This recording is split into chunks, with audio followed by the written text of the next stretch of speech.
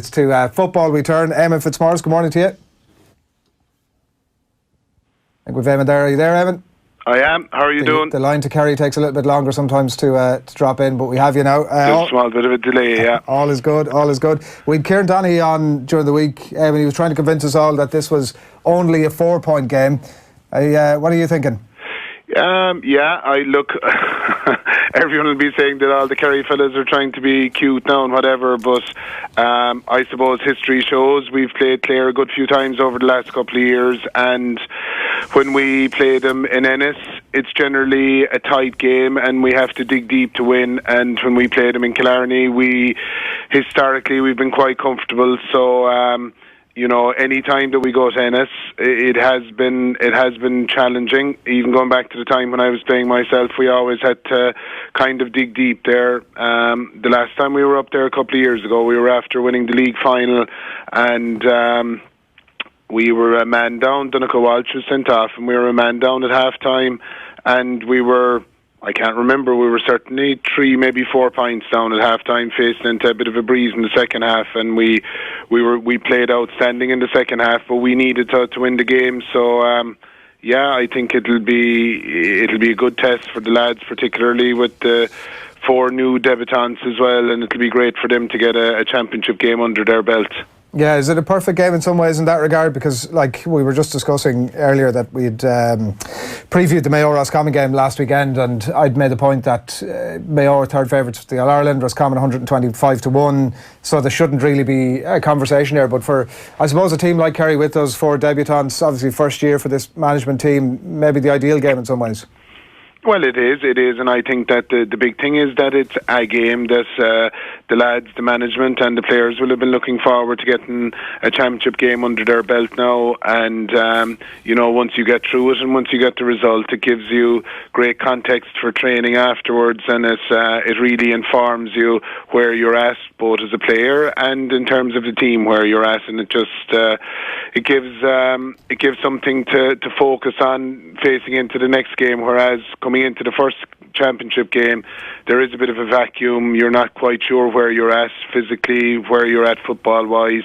Obviously, you've been playing a good bit of football and training and probably the odd challenge game, but there's nothing like a good game, and I think everyone, from the management to the players to the supporters, are all looking forward to getting on the road now.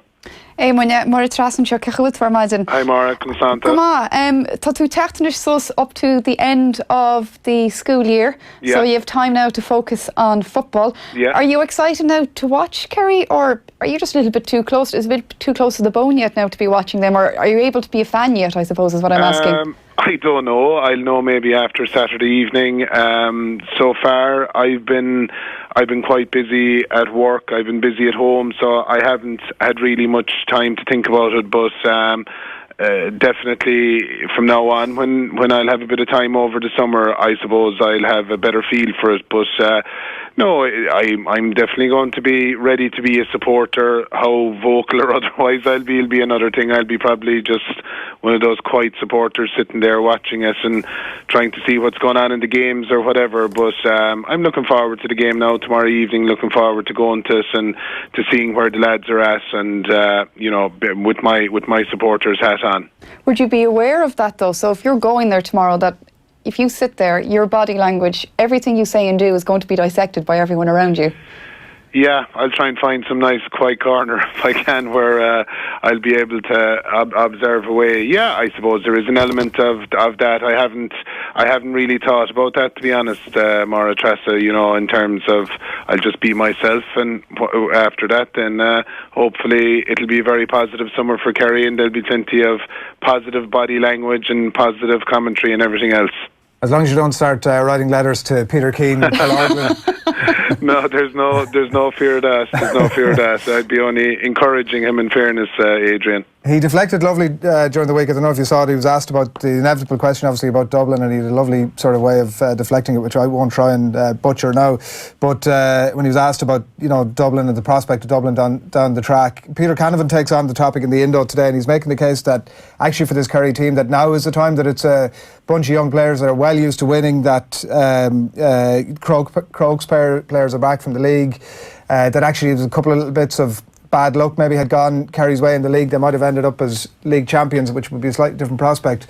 When it comes to talking about Kerry for 2019, would you go with that? Well, look, I mean, I think the way we feel about it and the way we felt about it last year is that if we're on top of our game in Kerry, that, you know, we're a match for anyone, and we will take beating on a day.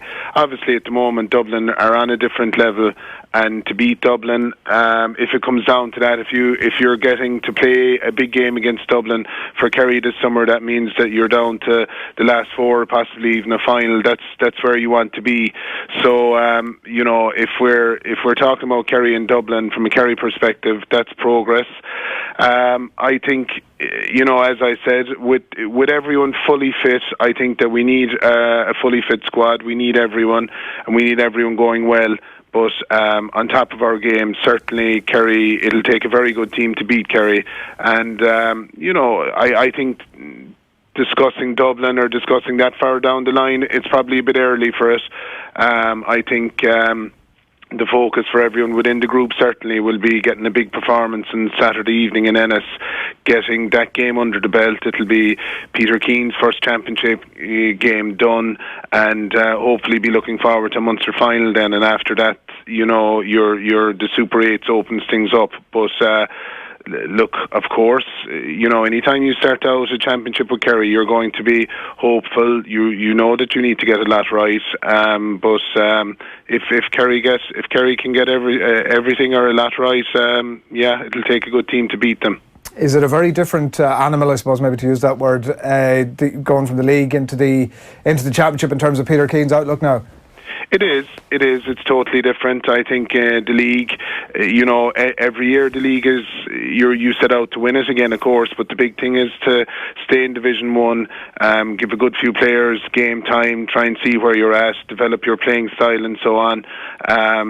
You know, actually winning the league is always a kind of a bonus. So, you know, I think that when it comes to championship, then that's how you're measured in Kerry, that's how you're measured as a player, that's how you're measured as a manager and a management team. So it's a completely different animal. It's a different animal for everyone, and I think that's why everyone is, you know, really looking forward to this year with the changes that have been there in terms of management, and where, you know, all of the young players are starting to come through. I'm not sure how many, maybe 6 or 7 lads made debuts during the championship last year. So there's been a good turnover of players over the last couple of years. So that's exciting from a Kerry perspective. And you know, as I said, you get measured by championship and how you perform in championship. So that'll be interesting. It's the thing about Kerry, it being Kerry, there's always expectations. Like Don Mayo and Nadine, I was in Kenmare last Friday night and I was in a guest house, and the woman wasn't even from Kerry, and she was telling me all about Kerry football and how this year is going to be the year. And there is an element of trying to manage expectations, and we saw last summer the Super 8s didn't go your way. That terrible game against Galway was just an awful game to watch. I mean, it was a terrible result for Kerry. Then you kind of, you know, you pulled it out of the fire, you could argue, with that draw against Monaghan, which was a great game to be at. So you could see the Kerry roller coaster was roller coasting in a way last summer that perhaps the Kerry fans wouldn't be used to and possibly didn't particularly enjoy. So the expectations are going to be really high now this summer, because we've seen all the signs again of this Kerry team is coming right. Yeah, and I think the thing, while our Super 8 experience last summer wasn't as positive as we would have liked, I think it was still a fantastic thing to be involved in. Obviously, that day against Galway, the first game out, it knocked us off kilter. We had been going very well. We were very happy as a group where we were at. And that performance kind of came out of nowhere. There was no indications in training beforehand or in the Munster Championship that kind of, a sub-performance was coming, and we didn't deal with it well on the day, and we lost the game, and it kind of, it knocked us out of kilter, as I said. But the following weekend, then getting a chance straight away. On other years, in 2010 we had lost to Down in All-Ireland quarter-final. In 2012 we'd lost to Donegal in the quarter-final, and the way we felt was that you had a chance to kind of recover the following weekend. It was fantastic that we weren't out of championship, so we went up and in effect, we were playing an Ulster Championship game in Clonus against Monaghan, and like you said, it was a great game. We salvaged it at the end. Could have possibly won it at the very end, and we still had it all to play for against Kildare the last weekend in Killarney, but unfortunately the results didn't go our way elsewhere. So it was a great adventure, and it was a kind of a mad ride to be inside in the middle of all of that, and I think that has to be the aim for every team, to get to that Super 8 stage. And again this year, I know there's been a lot of commentary around structures and everything else over the last while, but I think when you get to that Super 8 stage with the football, that there will be a lot of very competitive games, a lot of results that you mightn't predict beforehand, and that can only be good for the Championship as well. The team obviously named last night, and I know a lot of the focus this morning is on the 4 debutants, which to a degree might suit Peter Keane, but looking at that full forward line, it's an absolute killer full forward line. Clifford Gainey and Anna O'Donoghue, who obviously has shown unbelievable patches of form. I'm sure Kerry fans would like to see a more consistent James O'Donoghue to get him back to his peak. Absolutely, I think that's what we'd all like to see, is James kind of back at his 2013, 2014 level, where he was almost unmarkable. But to be fair to him, he's been very unlucky with injuries. He's very dedicated.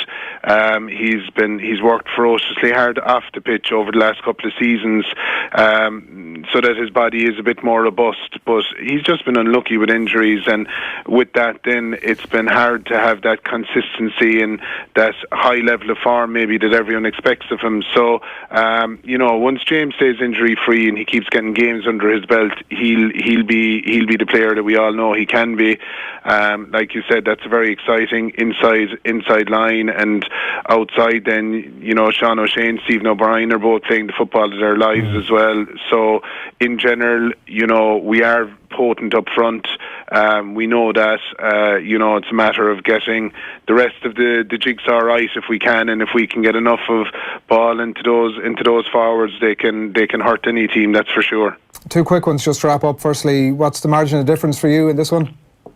The margin of difference. Can I word it that way? Let me see. Kieran went for 4. Was it? Well, I think the spread is in around 11 points. I think we'd be happy with 4. And I'm not just saying with my farmer manager's hat on. I think once you win by a point, you're happy and you're on to the next game, and that's it. But